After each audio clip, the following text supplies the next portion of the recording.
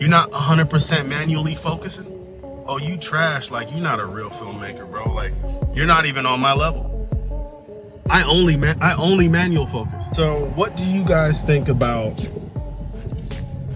a latest camera, or like a new camera someone should get, even a used camera someone should get if they're just starting out and they're just brand new into this thing, right?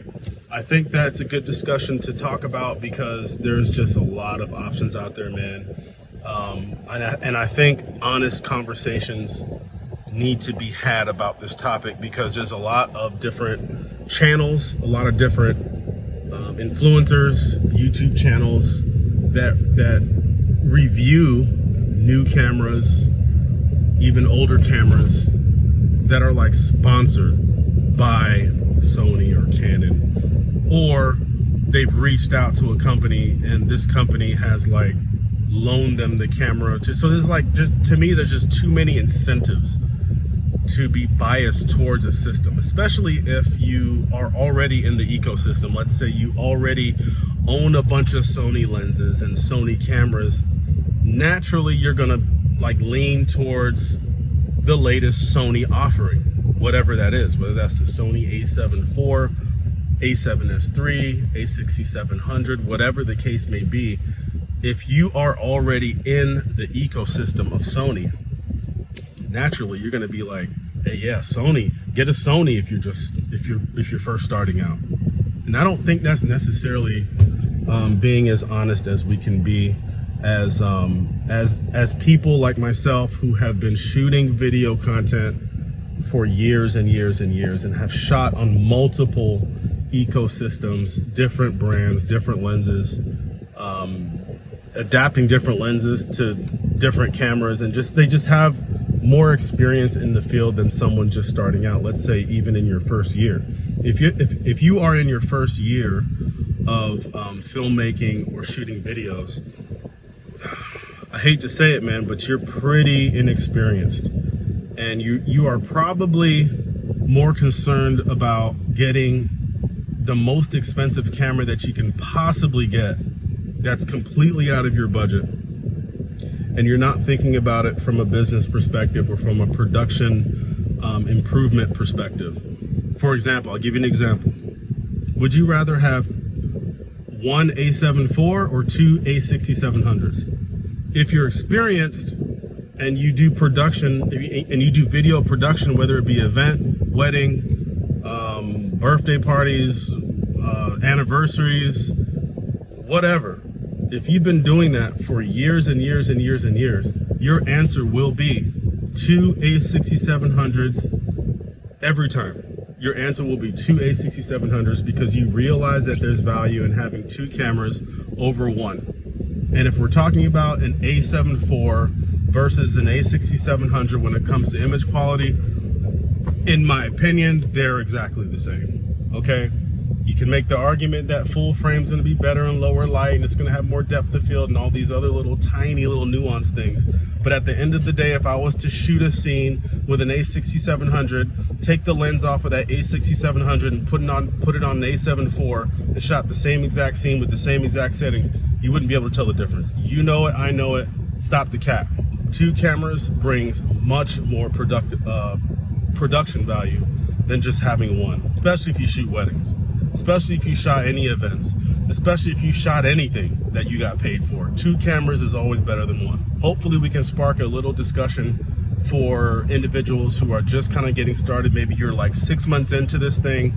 Maybe you're like a year into this thing and you're like, okay, I have an a6000 or I have a Canon T6i and I'm just like, right now I'm looking at getting a little bit more serious into this thing. What should I get? In July 2024, number one being, and this is in no particular order, you can get older cinema cameras that produce really good images and get 2 or 3 of them. You can get an FS7, FS5s, you can get Canon C100s, C200s, C300s, depends on what your budget is. The Canon C200 is going to be a lot more less budget friendly than getting two C300s or three C300s. You can get pocket 4Ks. I've done a video about this. I just uploaded it. You can check that out up here. I don't feel like getting pocket 4Ks is necessarily worth now in 2024. I think that there's other offerings that are better than that. I think enough time has passed to where older systems like an FS7 is probably a little bit more worth it and can provide a little bit more production value than having a pocket 4K right now. An FS5, I think, has more value than a pocket 4K right now from a production standpoint. They're cheaper. You can get multiple cameras. You can get 3 FS5s. You can get 3 FS7s. You can get 3 Canon C300s for $1,800.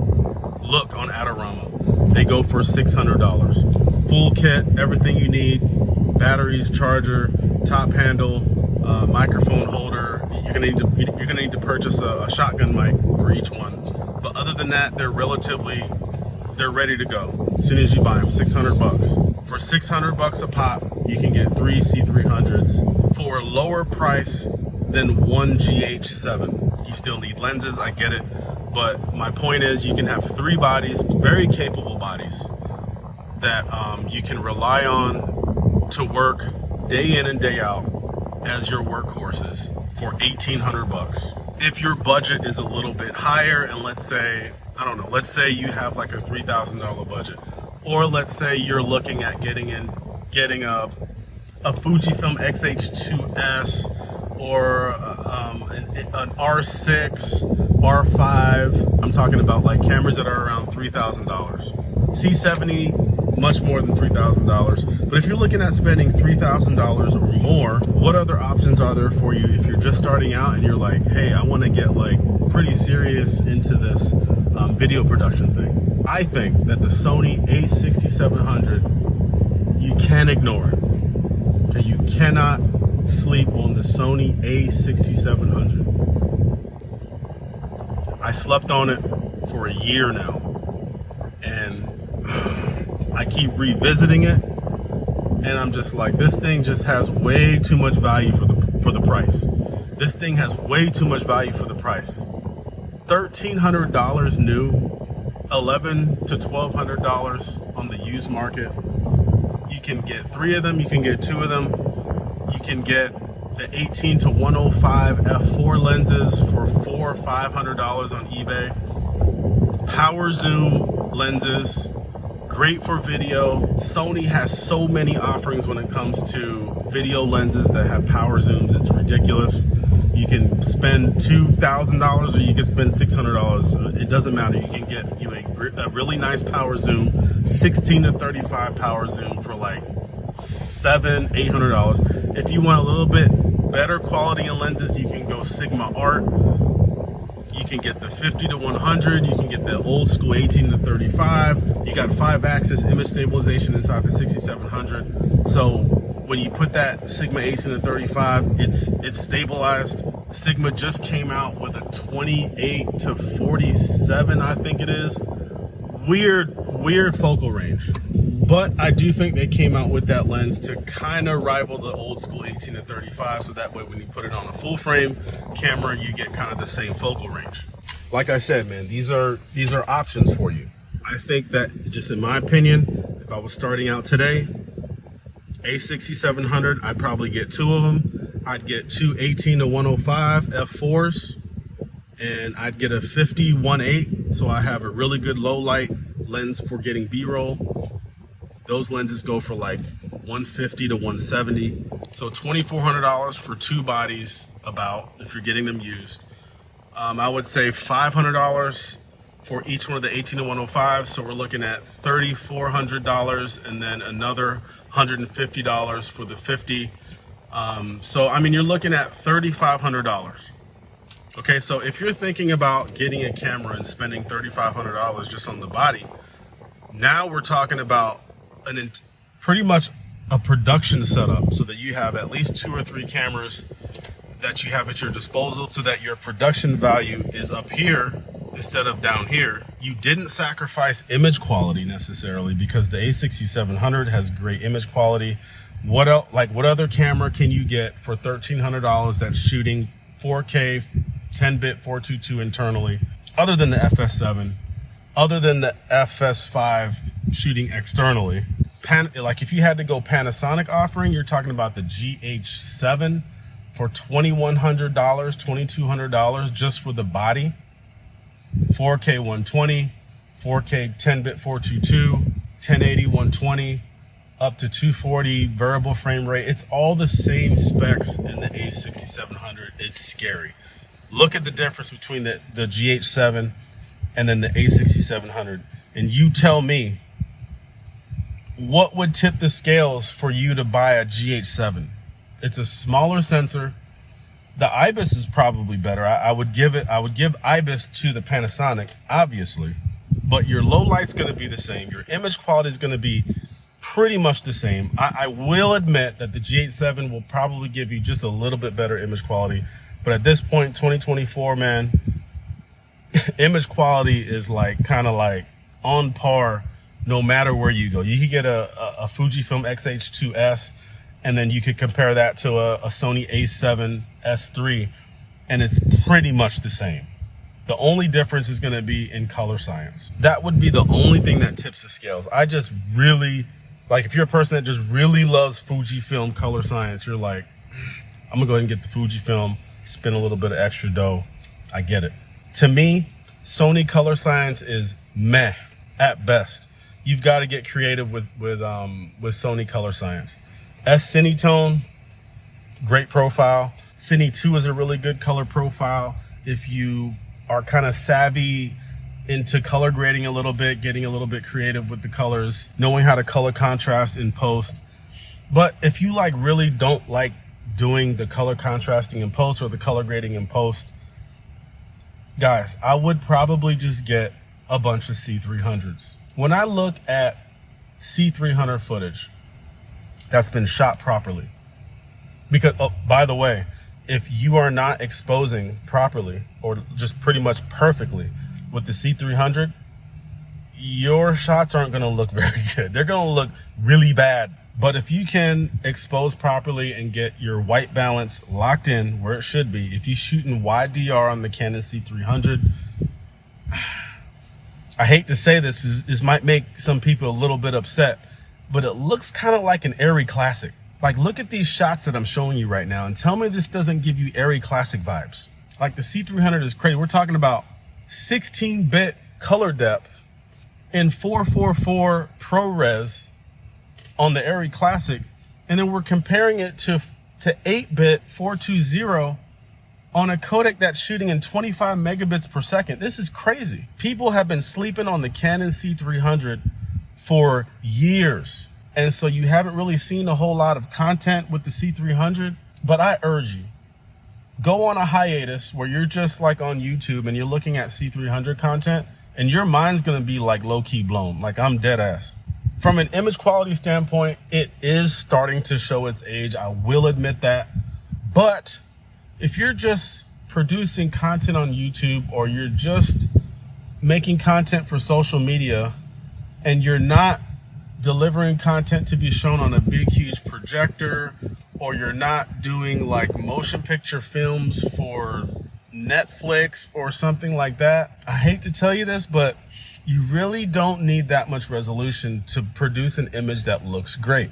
You don't need that much color depth to produce an image that looks great. The Canon C300 is proof of that. When talking about this from a resolution perspective, the Alexa Classic is proof that you don't need a bunch of resolution to produce an image that looks absolutely stunning. So to wrap this up, to come around full circle, I definitely, choice number one in July 2024, if you were just starting out in video, I think your best bet is the A6700. Hands down. I'm gonna go ahead and say hands down. I also wouldn't sleep on getting a bunch of used A7 IIIs. I wouldn't sleep on that. I'm not gonna like get really deep into it, but the A7 III is a good camera because you could pick one up now for $900 to $1,000, and minus the 8-bit 420, it's a pretty good camera. It's a very capable camera. not just from an autofocus perspective, but from a photography perspective as well. The color science is relatively like the newer Sony color science. It's not like, you know, A6000 color science. I shot on it from 2018 to 2020-ish. It's a good camera, very capable. I regretted selling it. And as a matter of fact, we regretted selling it so much that we just bought another A7 III just last week. Okay, I also purchased an A6000 at the same time that we purchased an A7 III. And I purchased the A6000 actually for my dad because he just wanted to like just have a camera. So I was like, I'll get this A6000, that's cute. And so it came in the mail. Obviously I had to test it out. But these clips I'm showing you is like just me turning on the camera and leaving it on auto. I wasn't even expecting like any of this footage to look great at all. This is just straight out of camera. I'll try and show you some photos taken from it as well. But from a photography standpoint, the A6000 is a camera to not be slept on. I'll say that again, just in case you missed it. The A6000 is a camera to not be slept on in July 2024 from a photography standpoint. From a video standpoint, it's complete garbage for professional use. But from a photography standpoint, you can absolutely get away with using an A6000 for professional work in 2024. Get you a nice 7200 lens. Get you, I think what I purchased with it was an 18-70 f4. It was like a Zeiss lens. It was only like $300. Great lens, man. Sony has so many lenses, it's ridiculous. They probably on par with Canon when it comes to like just lens choices. If you want to go black magic pocket cinema camera route, this is tough. This is tough, man, because like I said in the last video, man, we're into the stage now where autofocus within the comparable cameras, like the A6700 or like the A6400 or the A7 III or FS7. I mean, the autofocus in FS7s and the FS5s, trash. I probably wouldn't use them. But like Canon C300 has autofocus. Granted, it's only center, but it's dual pixel autofocus. It's very reliable. It doesn't track. It's like a very nomadic version of Canon's dual pixel autofocus, but it's a 12-year-old camera and it has autofocus. Like it does better at autofocusing than a Pocket 4K. If you are someone who's like, I don't need autofocus, to me, I think that's very disingenuous. You know what I mean? Like, to be a person, especially if you consider yourself a 90% solo filmmaker or content creator, and you're like, I don't need autofocus. What? Like, what? What would possess someone to say, I don't need autofocus?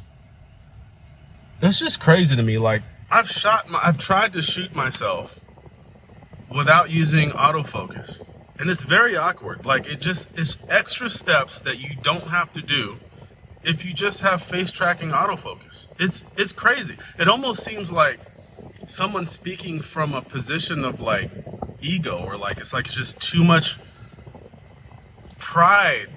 You put too much pride into filmmaking to where you have now hamstringed yourself into thinking that autofocus is like this amateur thing that noobs do. I'm so glad I grew out of that phase, man.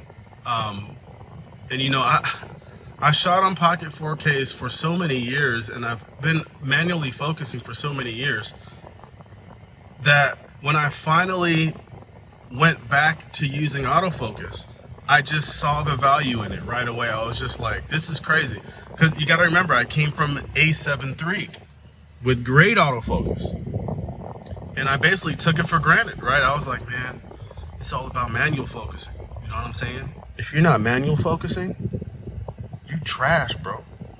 You're not 100% manually focusing.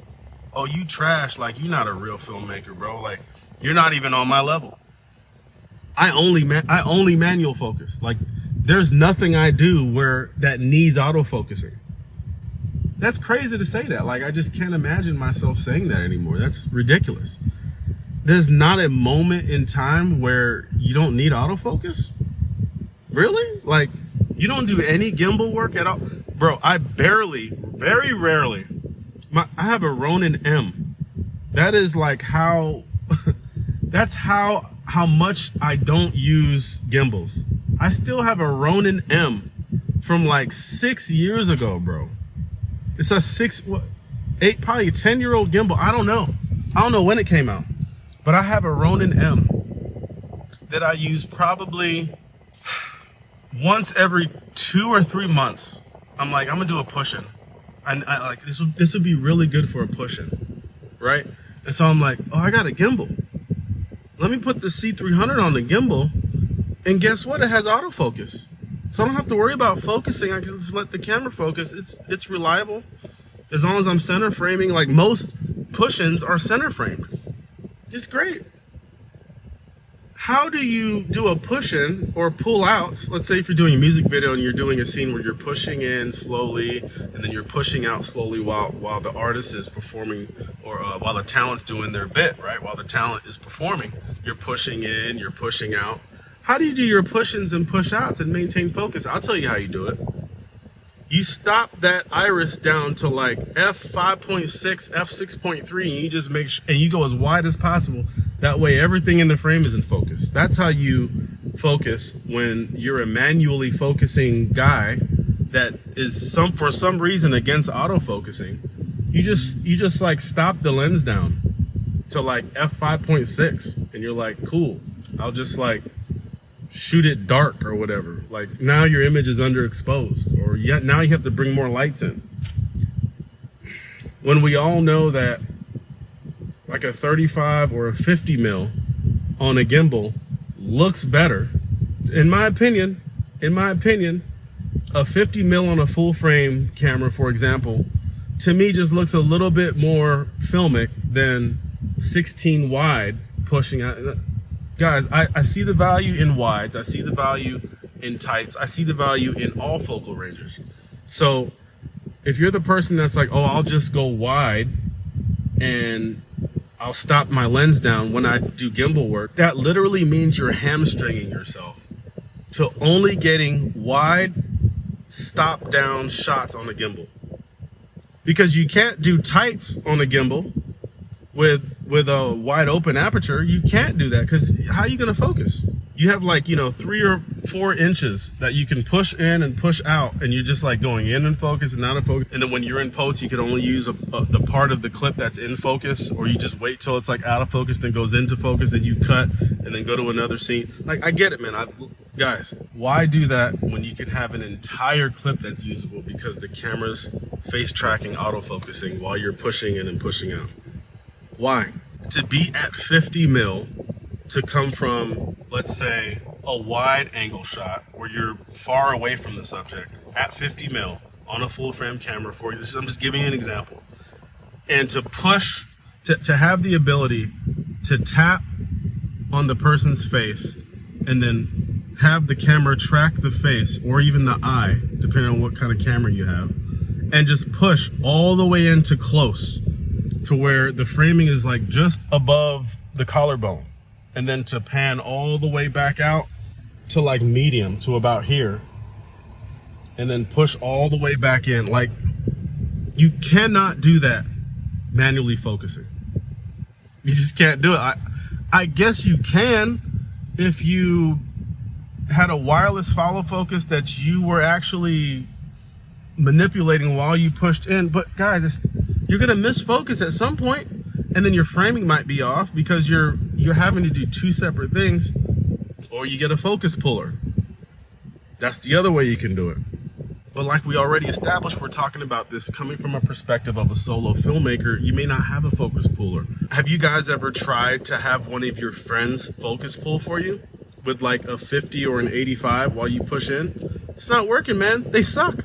That, like, the autofocus is way better. Now, if you have someone that's been pulling focus for years and years and years and you're on set, they're going to be able to nail it. But chances are, if you're watching this video, you don't have that friend. All you have is someone that you called that just happened to be on location with you, and you'd be like, oh, hey, do you mind like just trying to figure out how to follow? I've done that before, man. Like, hey, I had I had my buddy Maurice try and follow focus for me one day, and then I tried follow focusing for him, and we were just like guys, like I see why follow focusing is a career path in the cinema world. Like there's people who have built entire careers off being good follow focus people. Like I said, I highly suggest not getting a Pocket 4K. I highly recommend selling your Pocket 4K and going with something that had. Look at this guy. Look at this guy. This guy's trying to cross the. Come on, bro. Look at this guy. Come on, man. This guy's stopping the entire He's stopping the entire road. Poor guy, man. Homeless. That's how people get hit, man. People get hit here. If y'all ain't know, I live on Guam. People get hit here on the regular and die on these very roads doing exactly what I just showed you. It's crazy. Ursa Mini Pros are going for pretty decent prices right now. Last time I checked, I think I found, for some reason, I want to say $1,200, maybe even cheaper. I hate to put my foot in my mouth, but I'm gonna look it up real quick. The Ursa Mini 4.6K EF mount is going for between $900 and $1,000 right now on Adorama. You can go check it out. Like I said, today is July 8th, 2024. And if you go to Adorama, you can pick up an Ursa Mini 4.6K EF mount for $900. Guys, that's absolutely ridiculous. Just imagine a fleet of those. Imagine getting 2 or 3 of those, getting some cheap older EF lenses, maybe some 24 to 105s or some 24 to 70, even the F4s. You should get the F2.8s. You could probably spend $500 to $600 on the 2.8s. You can probably get a 24 to 70 F4 for $300 to $400 with OS, with image stabilization built into those lenses as well. Well, the F4 does, the F2.8 does not, but the 24 to 105 has image stabilization. Fits right onto the Ursa. You could even get Sigmas. Bro, you have a lot of options. You got a lot of options if you get that Ursa. Imagine 3 Ursas, and then one 24 to 70, 150 mil 1.8, and then maybe you get a 70 to 200 F4 for like $400 or $500. Canon. You can do any event. You can do any wedding, and it's gonna look superb. It's gonna look awesome. And you got 3 of them. That's an option. I'm not saying go out and get 3 mini Ursas. I'm just saying, like, check your options before you just like go on to somebody's YouTube channel and have them talk about a camera that they like. Like, talk to somebody that likes all cameras and is able to like give you a non-biased opinion on which camera to get based off the shit you doing. You know what I mean? I'm approaching this from a perspective where you're trying to turn this into a business, and you're trying to up your production value, and you're trying not to be just stuck with one camera. Like, what production requires one camera? If you're new, I get it. Like, you do your first wedding, you're just messing around. It's like maybe your friend, you charge them $250 or $300, and you got one camera. Okay. But if you're looking at charging $1,200 for a wedding, you cannot just have one camera. Like, in what world is someone charging someone $1,200 for a wedding and they only have one camera? Who cares if that camera's $3,000 or $4,000? Who cares? You've got one angle, you've got one focal length. Okay, you're shooting 4K and like you're gonna punch in, or you've got you spent all of your money on an R5 shooting in 6K, and you're just punching in and getting different focal lengths that way. That's not the same, man. It's not the same as getting 2 different angles. How are you gonna get the groom and the bride with one camera? Have you guys tried that? Have you even thought about getting the vows of a couple and with only one camera? It's impossible. How are you gonna do that? You're just gonna get a wide of both of them? Like, come on, bro. Like, let's get serious. Send me your thoughts, send me your opinions, send me your recommendations in the comments down below on what you feel the best camera is for someone getting started in filmmaking this year, and they only got like a couple months under their belt, man, what camera do you think that they should get? There's a lot of options out there.